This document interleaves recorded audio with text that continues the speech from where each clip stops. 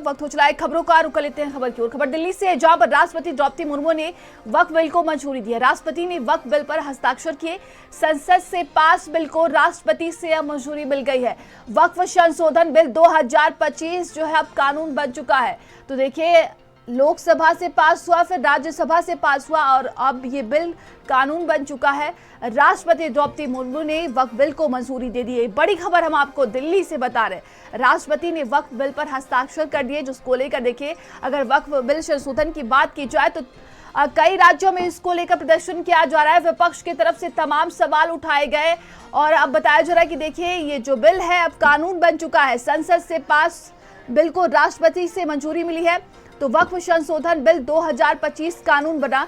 ये बड़ी खबर हम आपको दिल्ली से बता रहे हैं। तो देखिए, जोरदार हंगामा देखने को मिला था। विपक्ष पार्टियों की तरफ से तमाम सवाल खड़े किए जा रहे थे और अब बताया जा रहा है कि देखिए, लोकसभा और राज्यसभा से पास होने के बाद इस बिल को राष्ट्रपति के द्वारा मंजूरी मिल गई है। तो राष्ट्रपति ने वक्फ बिल पर हस्ताक्षर किए हैं। ये बड़ी खबर हम आपको दिल्ली से बता रहे हैं और अब ये बिल कानून बन चुका है।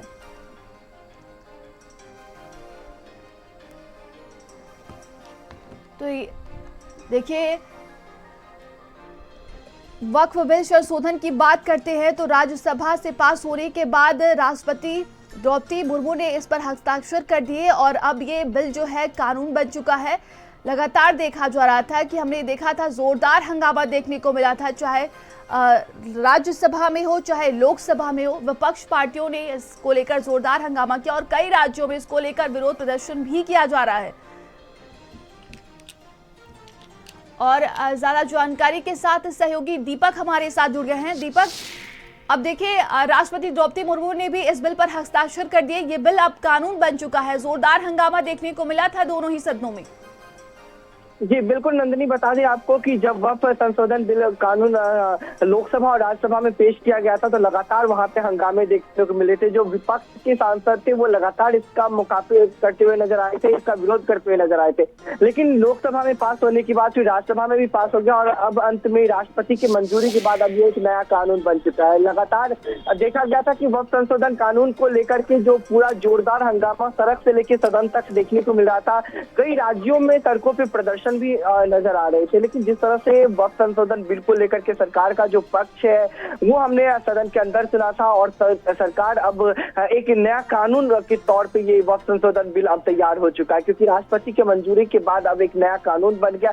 अब इसे लागू कर दिया जाएगा। तो कहीं ना कहीं इन तमाम चीजों को लेकर के जो विवाद थे वो थमने के नाम नहीं ले रहे, क्योंकि हमने देखा था कि किस तरह से कांग्रेस के सांसद हो या फिर ओवैसी हो और तमाम जो लोग हैं वो सुप्रीम कोर्ट पहुंचे हैं, सुप्रीम कोर्ट में याचिका भी डाली है। लेकिन इन सभी के बीच में जब अब राष्ट्रपति की मंजूरी मिल चुकी है तो एक नया कानून बन के तैयार हो चुका है। अब इन कानूनों को अब लागू होने के बाद देखना ये होगा कि जिस तरह से सरकार ने जो दावे किए थे किसी भी मंत्री पे इसका कोई प्रभाव नहीं पड़ेगा।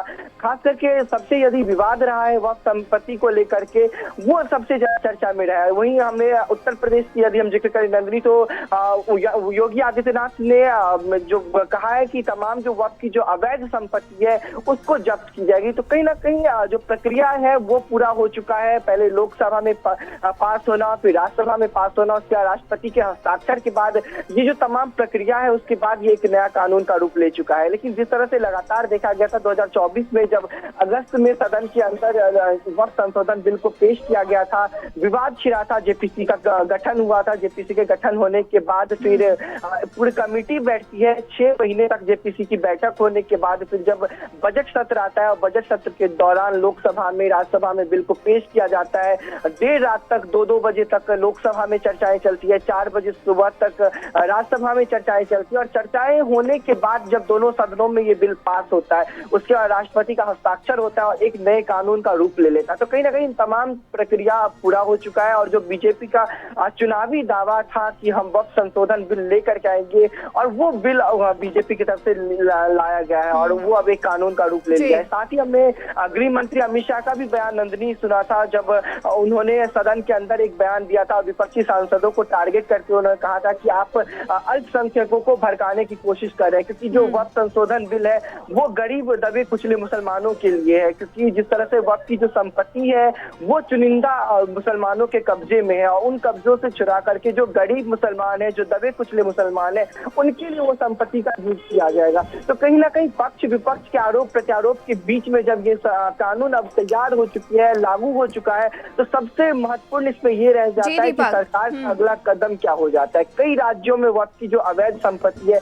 खास करके यदि हम उत्तर प्रदेश की बात करें तो उत्तर प्रदेश में लगभग 1,20,000 से अधिक सिया बोर्ड के पास माफ कीजिएगा, सुन्नी बोर्ड के पास 1,20,000 अधिक संपत्ति है, और वही सिया बोर्ड के पास भी लगभग 7,000 से अधिक अवैध संपत्ति है। तो कहीं ना कहीं इन तमाम संपत्तियों पे अब गाज गिरने वाला है। साथ ही यदि हम देश की राजधानी दिल्ली की बात करें तो 2013 में जब संशोधन हुआ था तो 125 संपत्ति थी जो वक्फ को दे दिया गया था। तो इन तमाम संपत्तियों का अब जांच किया जाएगा। जो भी वक्फ के पास संपत्ति है वो अब डीएम के पास रजिस्टर्ड करवाना पड़ेगा। ये प्रक्रिया अब शुरू कर दी जाएगी। साथ ही ये जो फ्रॉड है जो जी बिल्कुल तमाम जानकारी के लिए आपका बहुत बहुत धन्यवाद।